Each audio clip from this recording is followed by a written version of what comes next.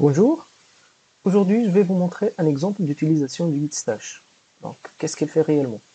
La commande git stash prend vos changements non committés, stagés et non stagés, les enregistre pour une utilisation ultérieure, ou bien supprime tous ces modifications et rendre votre copie de projet propre.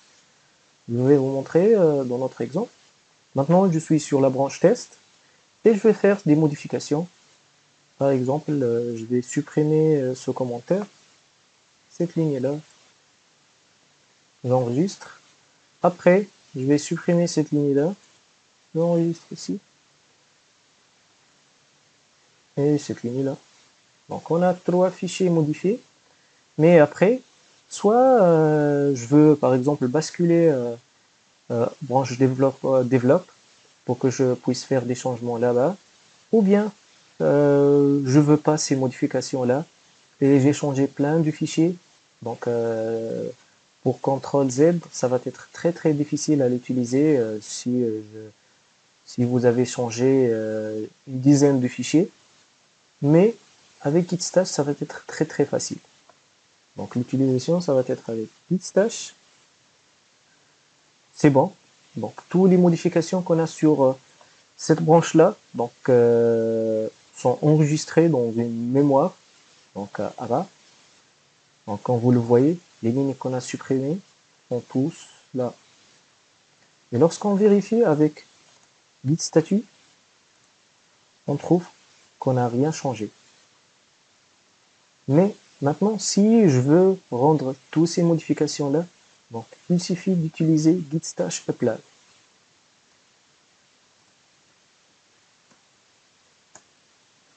C'est bon. Donc j'ai tous les fichiers que j'ai modifiés. Mais aussi, on peut utiliser git stash pop. La différence entre git stash pop et git stash apply, c'est que git stash apply rendre les modifications et laisse le stash en mémoire. Mais par contre, git stash pop rendre les modifications, mais en même temps supprime ce stash là si je ne veux plus de ce stash. Donc, peut-on faire un exemple? Git stash, c'est bon. Je vais utiliser git stash pop.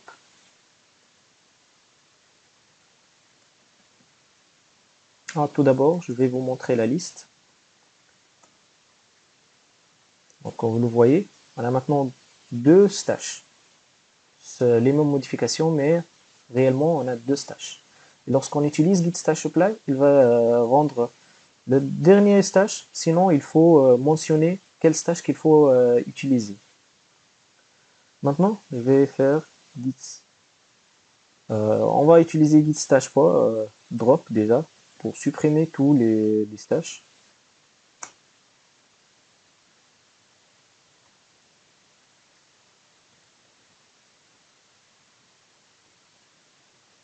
Aussi drop, donc il supprime le dernier stash.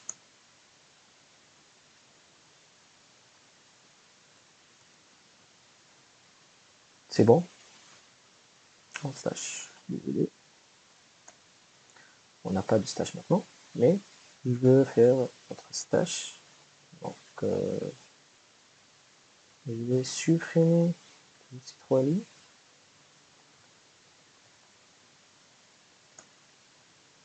C'est bon.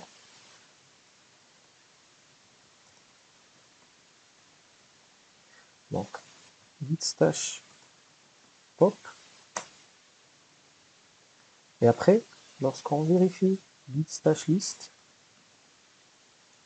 on n'a rien. Donc la différence entre ces deux-là, soit j'applique le stash et je le supprime en même temps, soit je l'applique et je laisse, et après je le drop directement donc avec son index. Donc je trouve que cette commande-là est très utile pour les personnes qui travaillent sur plusieurs branches en même temps, plusieurs tickets, des trucs comme ça. Donc ça va être utile pour connaître comment l'utiliser. Et c'est tout pour cette vidéo-là. Au revoir, à la prochaine.